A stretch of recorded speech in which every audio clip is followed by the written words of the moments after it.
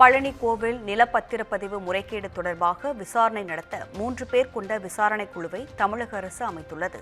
முறைகேடு தொடர்பாக பழனி சார் பதிவாளர் ஜஸ்டின் மணிகண்டன் பணியிடை நீக்கம் செய்யப்பட்ட நிலையில் சமூக வலைதளங்களில் தவறான தகவல் பரப்பியதாக கூறி வினோத் சூரியகுமார் என்பவர் கைது செய்யப்பட்டார். மேலும் இந்த பத்திரப்பதிவு செல்லாது என உயர்நீதிமன்ற மதுரை அமர்வு அறிவித்த நிலையில் தற்போது விசாரணை குழு அமைக்கப்பட்டுள்ளது. இந்த குழுவில் கூடுதல் பதிவுத் தலைவர், உதவி பதிவுத் தலைவர் மற்றும் மாவட்ட பதிவாளர் இடம்பெற்றுள்ளனர். குற்றச்சாட்டுகள் தொடர்பாக முழுமையான ஆய்வு மேற்கொண்டு உண்மை நிலையை கண்டறிந்து அரசுக்கு அறிக்கை சமர்ப்பிக்க குழுவிற்கு உத்தரவிடப்பட்டுள்ளது.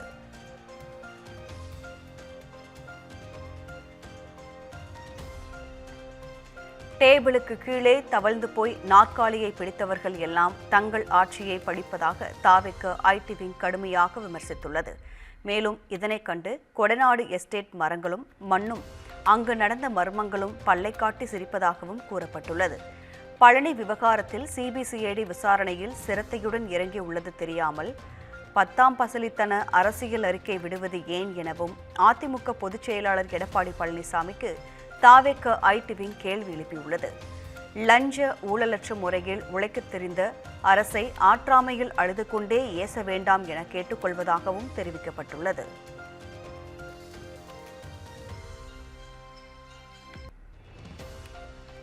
முதலமைச்சர் விஜய் தலைமையில் தலைமைச் செயலகத்தில் வேளாண்மை துறை சார்ந்த ஆய்வுக் கூட்டம் நடைபெற்றது. கூட்டத்தில் விவசாயிகளின் தற்போதைய நிலை, பருவமழையின் தாக்கம், சாகுபடி பரப்பளவு, பயிர் உற்பத்தி, பாசன வசதிகள் உள்ளிட்ட பல்வேறு அம்சங்கள் குறித்து அதிகாரிகளுடன் விரிவாக ஆலோசிக்கப்பட்டது.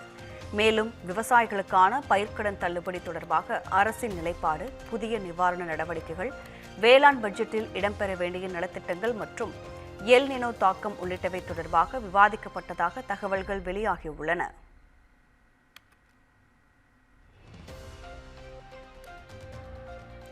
மாநில உரிமைகளை ஒருபோதும் விட்டுக் கொடுக்க மாட்டோம் என திமுக தலைவர் மு க ஸ்டாலின் தெரிவித்திருக்கிறார். நாடாளுமன்ற மழைக்கால கூட்டத்தொடர் வரும் 20ஆம் தேதி தொடங்க உள்ளது. இந்த கூட்டத்தில் தொகுதி மறுவரை மசோதா, ஒரே நாடு ஒரே தேர்தல் உள்ளிட்ட முக்கிய மசோதாக்களை தாக்கல் செய்ய பாஜக அரசு திட்டமிட்டுள்ளதாக கூறப்படுகிறது. மேலும் மசோதா நிறைவேற எதிர்க்கட்சி எம்பிக்களின் ஆதரவை பெற பாஜக முயற்சிப்பதாக கூறப்படுகிறது. இந்த நிலையில் லண்டன் சென்றுள்ள திமுக தலைவர் மு க ஸ்டாலின் அங்கிருந்து காணொலி வாயிலாக திமுக எம்பிக்களுடன் ஆலோசனை மேற்கொண்டார். அப்போது பேசிய அவர், மாநில உரிமைகளை ஒருபோதும் விட்டுக் கொடுக்க மாட்டோம் என்று கூறினார். மேலும் அரசியலமைப்பு சட்டத்தை பாதுகாத்திடும் வகையில் திமுகவின் நிலைப்பாடு இருக்கும் என்றும், தமிழ்நாட்டு மக்களின் மனசாட்சியாக ஒவ்வொரு திமுக எம்பியும் செயல்படுவார்கள் என்றும் தெரிவித்தார்.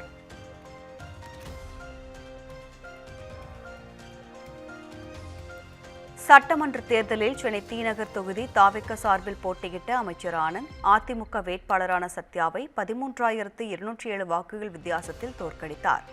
ஆனந்தின் வெற்றியை எதிர்த்து வாக்காளர் பாலசுப்ரமணிய சர்மா என்பவர் சென்னை உயர்நீதிமன்றத்தில் தேர்தல் வழக்கு தாக்கல் செய்திருந்தார். அதேபோல் ஆலங்குளம் தொகுதி திமுக எம்எல்ஏ மனோஜ் பாண்டியனின் வெற்றியை எதிர்த்து தாவேக வேட்பாளர் விபின் சக்கரவர்த்தி உள்ளிட்டோர் தனித்தனியாக தேர்தல் வழக்கை தாக்கல் செய்துள்ளனர். இந்த வழக்கு நீதிபதி ஆனந்த் வெங்கடேஷ் முன்பு விசாரணைக்கு வந்தபோது தேர்தல் வழக்குகள் குறித்து அமைச்சர் ஆனந்த், திமுக எம்எல்ஏ மனோஜ் பாண்டியன் உள்ளிட்டோர் 4 வாரங்களில் பதிலளிக்க உத்தரவிட்டு வழக்கின் விசாரணையை தள்ளி வைத்துள்ளனர்.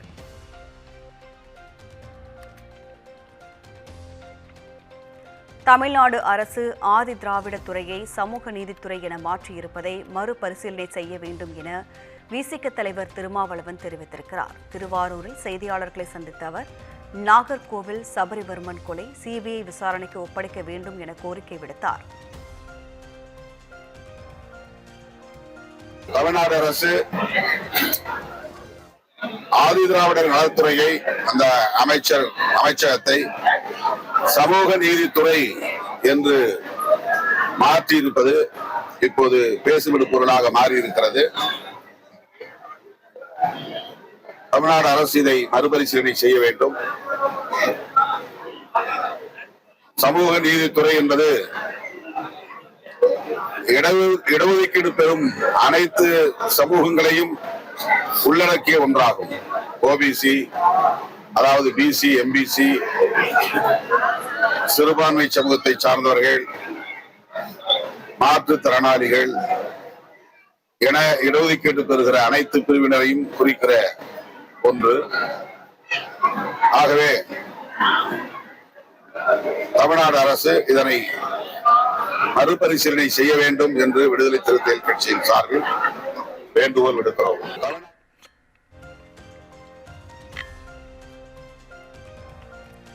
திமுக அதிமுக கூட்டணி என்பது அமைச்சர் ஆதவ் அர்ஜுனா வகுத்த வியூகம் என முன்னாள் திமுக அமைச்சர் சிவசங்கர் தெரிவித்திருக்கிறார்.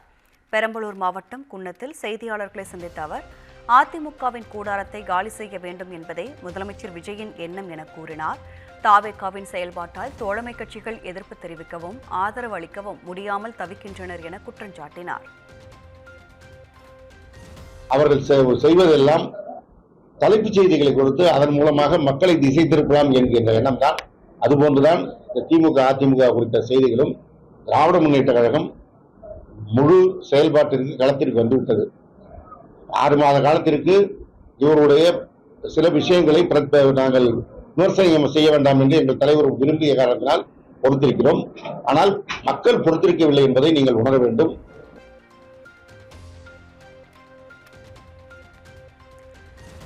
தமிழக சட்டப்பேரவை சபாநாயகர் ஜே.சி.டி. பிரபாகரை முன்னாள் அமைச்சர்களும் முன்னாள் அதிமுக எம்எல்ஏக்களுமான சி. விஜயபாஸ்கர் மற்றும் எம்.ஆர். விஜயபாஸ்கர் சந்தித்தனர். இந்த சந்திப்பின் போது அவை முனைவரும் அமைச்சருமான செங்கோட்டையன் உடனிருந்தார். அதிமுக சார்பில் தேர்தலில் போட்டியிட்டு வெற்றி பெற்ற அவர்கள் அண்மையில் தங்கள் எம்எல்ஏ பதவிகளை ராஜினாமா செய்துவிட்டு தாவேகாவில் இணைந்தனர். ராஜினாமாவை எதிர்த்து தொடரப்பட்ட வழக்கு சென்னை உயர்நீதிமன்றத்தில் விசாரணைக்கு வந்துள்ள நிலையில் இந்த சந்திப்பு அரசியல் வட்டாரங்களில் கவனம் ஈர்த்துள்ளது.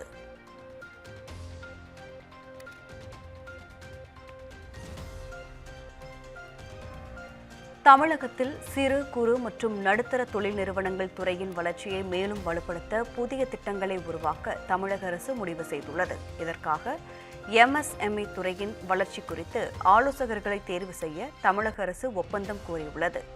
எம்எஸ்எம்இ துறையின் கீழ் செயல்படும் FAMETN அமைப்பு தொழில்துறை ஆலோசகர்களை நியமிப்பதற்கான டெண்டரையும் வெளியிட்டுள்ளது. இதன் மூலம் மின்னணு, தோல், ஜவுளி உள்ளிட்ட முக்கிய தொழில்துறைகளின் தற்போதைய நிலை ஆய்வு செய்யப்பட்டு எதிர்கால வளர்ச்சிக்கான செயல் திட்டம் தயாரிக்கப்பட உள்ளது.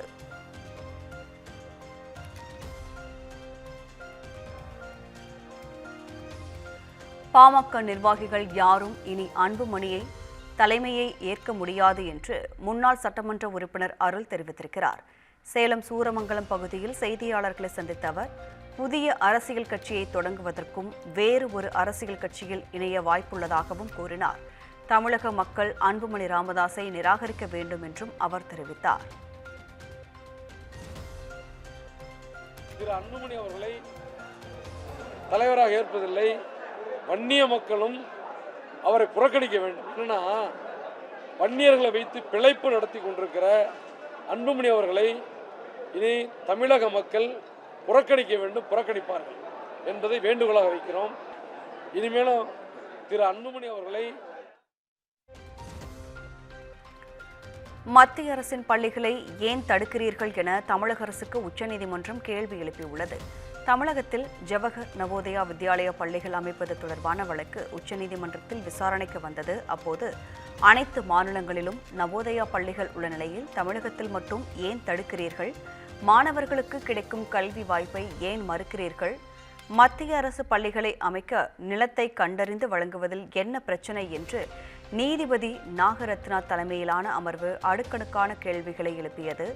புதிய அரசு பொறுப்பேற்றுள்ளதால் ஆலோசனை நடைபெற்று வருவதாகவும் 12 வார அவகாசம் வழங்குமாறும் தமிழக அரசு கோரியது. இதையடுத்து ஆகஸ்ட் 11ஆம் தேதிக்குள் தமிழக அரசு உரிய விளக்கத்தை அளிக்க வேண்டும் என நீதிபதிகள் உத்தரவிட்டனர்.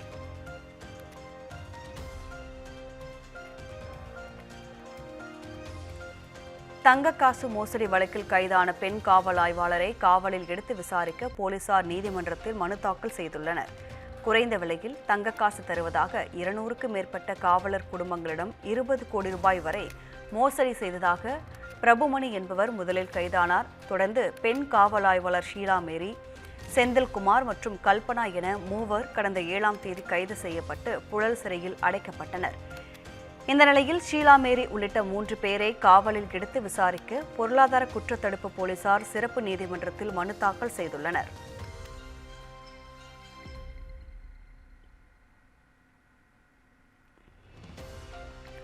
சேலத்தில் திமுக பெண் கவுன்சிலரை சாலையில் வைத்து கடுமையாக தாக்கிய காவல்துறை துணை கண்காணிப்பாளர் வீடியோ சமூக வலைதளங்களில் வைரலாகி வருகிறது.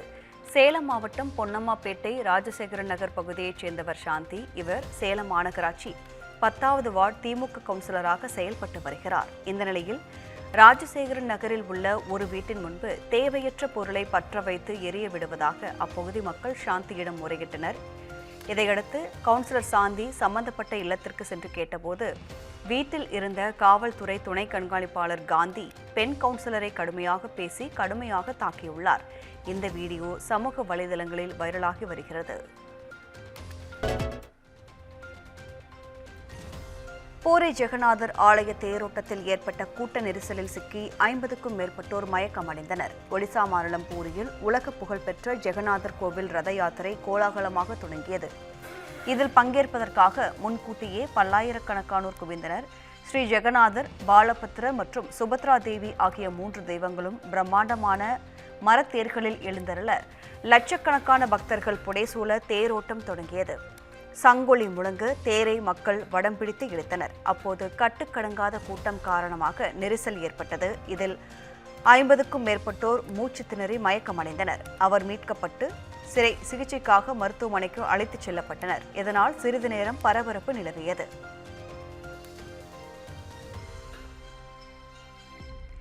இந்தியாவின் முதல் ஹைட்ரஜன் ரயிலை பிரதமர் நரேந்திர மோடி நாளை தொடங்கி வைக்கிறார். ஹரியானா மாநிலத்தில் உள்ள ஜின் சோனிபட் வழித்தடத்தில் இந்த ரயில் சேவையை பிரதமர் கொடியசைத்து தொடங்கி வைக்கிறார்.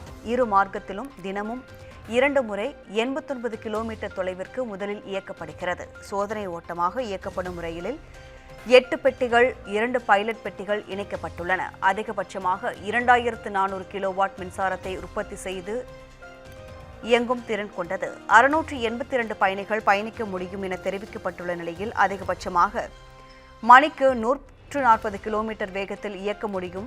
இதன் மூலம் இந்திய ரயில்வே துறை முக்கிய மைல்கல்லை எட்டியுள்ளது குறிப்பிடத்தக்கது.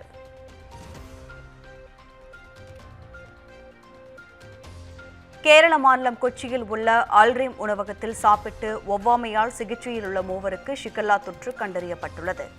கொச்சி கத்ரிகாடவு பகுதியில் உள்ள அல்ரீம் உணவகத்தில் கடந்த வியாழன் மற்றும் வெள்ளிக்கிழமையன்று உணவு அருந்திய சுமார் 50 பேருக்கு வயிற்றுப்போக்கு, வாந்தி, அதிக காய்ச்சல் மற்றும் வயிற்றுவலி ஏற்பட்டு மருத்துவமனைகளில் அனுமதிக்கப்பட்டனர். தற்போது 27 பேர் சிகிச்சை பெற்று வரும் நிலையில் அதில் 3 பேருக்கு ஷிகல்லா பாதிப்பு கண்டறியப்பட்டுள்ளது. இதையடுத்து சிகிச்சை பெற்று வரும் அனைவரிடமிருந்தும் மாதிரிகளை சேகரித்து பரிசோதிக்க சுகாதாரத்துறை தயாராகி வருகிறது. இதனிடையே அல்ரீம் உணவகத்திற்கு அதிகாரிகள் சீல் வைத்த நிலையில் உணவக உரிமையாளர்கள் மீது போலீசார் வழக்கு பதிவு செய்துள்ளனர்.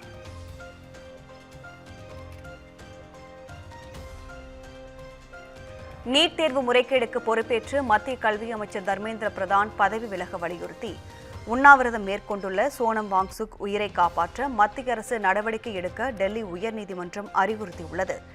லடாக்கைச் சேர்ந்த கல்வியாளரும் சமூக ஆர்வலருமான சோனம் வாங்சுக் நீட் தேர்வு முறைகேடுகளுக்கு பொறுப்பேற்று மத்திய கல்வி அமைச்சர் தர்மேந்திர பிரதான் பதவி விலக வலியுறுத்தி புதுதில்லி ஜந்தர் மந்தரில் 19 நாட்களாக தொடர் உண்ணாவிரத போராட்டத்தில் ஈடுபட்டு வருகிறார். சுமார் 9 கிலோ வரை உடல் எடை குறைந்து இவர் உடல்நிலை மோசமடைந்துள்ளதால் அவரது உயிரை காக்க தினமும் மருத்துவ கண்காணிப்பு மேற்கொள்ள வேண்டும் என டெல்லி உயர்நீதிமன்றம் உத்தரவிட்டுள்ளது. மேலும் இந்த விவகாரத்தில் உடனடியாக தலையிட்டு தீர்வு காண வேண்டும் என்றும் அறிவுறுத்தியுள்ளது. இதனிடையே சோனம் வாங்சுக் ஏராளமான தலைவர்கள் நேரில் பார்த்து தங்களது ஆதரவை தெரிவித்து வருகிறார்கள்.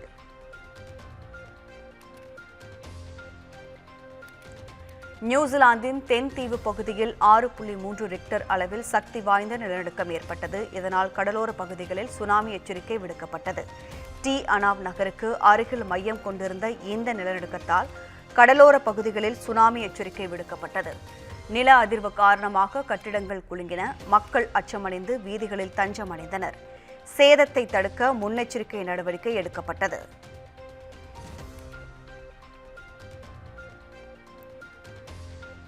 சென்னை சர்வதேச விமான நிலையத்தில் 236 பயணிகளுடன் லண்டனில் இருந்து வந்த பிரிட்டிஷ் ஏர்வேஸ் விமானம் தரையிறங்கும் போது பறவை மோதி விபத்துக்குள்ளான சம்பவம் பெரும் பரபரப்பை ஏற்படுத்தியுள்ளது.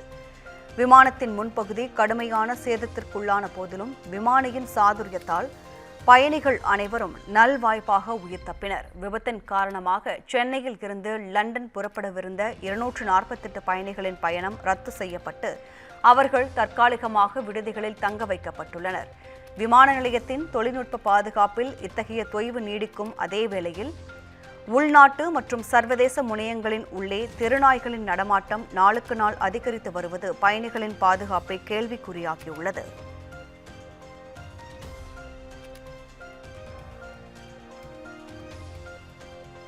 சென்னை நொளம்பூர் அருகே கடன் வாங்கிய நபரை காரில் கடத்திச் சென்று தாக்கிய வழக்கில் 2 பேரை காவல்துறையினர் கைது செய்து விசாரணை மேற்கொண்டு வருகின்றனர். பிருந்தாவன் அவென்யூ அடுக்குமாடி குடியிருப்பில் வசித்து வரும் பிரியதர்ஷன் செங்குட்டுவன் என்பவரிடமிருந்து 22,50,000 ரூபாய் கடனாக பெற்று அதில் 7,50,000 ரூபாய் கொடுத்துவிட்டதாக தெரிகிறது. இந்நிலையில் கடந்த மே மாதம் பிரியதர்ஷன் வீட்டிற்கு அருகில் நின்று கொண்டிருந்த போது அங்கு வந்த அடையாளம் தெரியாத நபர்கள் காரில் கடத்திச் சென்றனர். இதிலிருந்து தப்பிய பிரியதர்ஷன் இது குறித்து காவல் நிலையத்தில் புகார் அளித்திருக்கிறார். புகாரின் பேரில் பூந்தமல்லியைச் சேர்ந்த விக்னேஷ், கமல் ஆகிய 2 பேரை காவல்துறையினர் கைது செய்து சிறையில் அடைத்தனர்.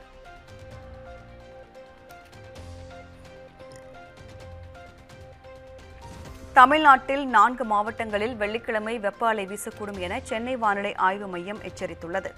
கோடைக்காலம் முடிவடைந்த நிலையிலும் கடந்த சில நாட்களாக வெயில் வாட்டி வதைக்கிறது. சுட்டெரிக்கும் வெயிலின் தாக்கத்தால் வீட்டை விட்டு வெளியே வர மக்கள் அச்சப்படுகின்றனர். இந்நிலையில் தமிழகத்தில் கரூர், ஈரோடு, தூத்துக்குடி, நெல்லை மாவட்டங்களில் வெள்ளிக்கிழமை வெப்ப அலை வீசக்கூடும் என சென்னை வானிலை மையம் தெரிவித்துள்ளது.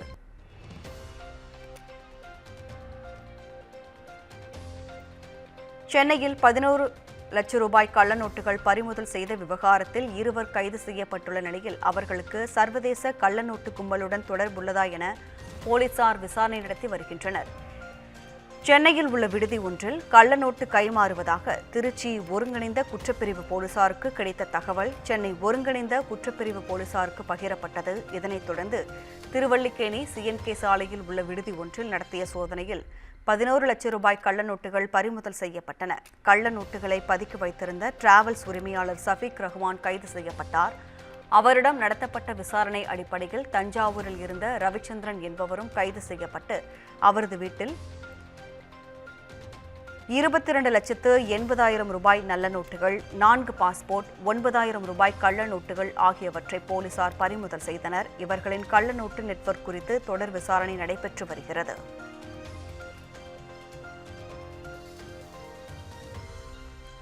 ஆந்திர கடற்பகுதியில் தமிழக மீனவர்கள் தொடர்ந்து மீன்பிடிக்க அனுமதி வழங்க வேண்டும் என்று ஆந்திர அரசிடம் தமிழக அரசு வலியுறுத்தியுள்ளது. சென்னை மற்றும் ஆந்திர மீனவர்களுக்கிடையேயான பிரச்சினைக்கு சுமூக தீர்வு காணும் நடவடிக்கையாக ஆந்திராவில் பறிமுதல் செய்யப்பட்டுள்ள 7 தமிழக மீன்பிடி படகுகளை உடனடியாக விடுவிக்கவும், தமிழக மீனவர்கள் வழக்கம் போல் ஆந்திர கடற்பகுதியில் மீன்பிடிக்க அனுமதிக்கவும் தமிழக அரசு கோரிக்கை விடுத்துள்ளது. இது தொடர்பாக 2 மாநில அதிகாரிகள் பங்கேற்ற ஆலோசனைக் கூட்டத்தில் மீனவர்களின் வாழ்வாதாரத்தை பாதுகாக்க தேவையான நடவடிக்கைகளை மேற்கொள்ளவும் வலியுறுத்தப்பட்டுள்ளது.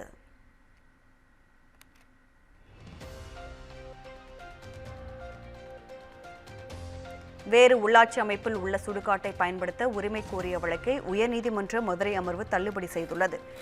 தேனி மாவட்டம் பொம்மையகவுண்டன்பட்டி கிராமத்தினர் தாக்கல் செய்த மனுவில் ஊஞ்சாம்பட்டி ஊராட்சிக்குட்பட்ட சுக்குவாடன்பட்டி சுடுகாட்டை பயன்படுத்தி வந்த நிலையில் தற்போது சுக்குவாடன்பட்டி பகுதி மக்கள் எதிர்ப்பு தெரிவித்து வருவதாக கூறியிருந்தனர்.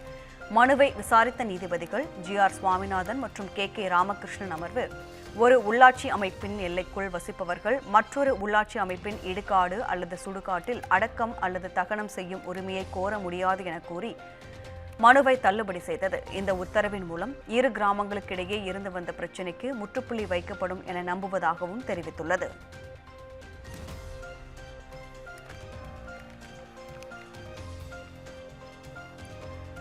பழனி கோவில் நில மோசடி விவகாரம் தொடர்பாக திண்டுக்கல் CBCID அலுவலகத்தில் முதற்கட்ட தகவல் அறிக்கை தயார் செய்யும் பணிகள் தீவிரமடைந்துள்ளது. பழனி தண்டாயுதபாணி சுவாமிகள் மடத்திற்கு சொந்தமான 100 கோடி ரூபாய் மதிப்புள்ள நிலத்தை போலி ஆவணங்கள் மூலம் வெறும் 2 கோடி ரூபாய்க்கு மோசடி பதிவு செய்த விவகாரம் பெரும் பரபரப்பை கிளப்பியது. இச்சம்பவம் தொடர்பாக பழனி கோவில் நிலங்கள் பிரிவு கண்காணிப்பாளர் முருகானந்தம் அளித்த புகாரின் பேரில் 4 பேர் வழக்கு பதிவு செய்திருந்தனர். இந்த வழக்கை தமிழக அரசு உடனடியாக CBCID விசாரணைக்கு மாற்றி உத்தரவு பிறப்பித்தது. இந்த நிலையில் சிபிசிஐடி டிஎஸ்பி அஜய் தங்கம் தலைமையில் 15க்கும் மேற்பட்ட போலீசார் முதற்கட்ட தகவல் அறிக்கை தயார் செய்வதற்கும் உடனடியாக விசாரணை நடத்துவதற்கும் ஆயத்த பணிகளை மேற்கொண்டு வருகின்றனர்.